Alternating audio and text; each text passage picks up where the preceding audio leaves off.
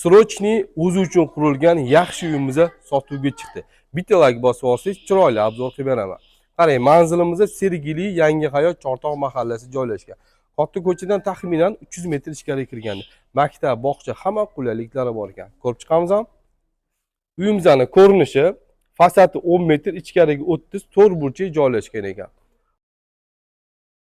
Uyimizning hovli qismiga kirib oldik. Ko'rasiz, bemalol bitta ikkita mashina qo'ysangiz bo'lar ekan.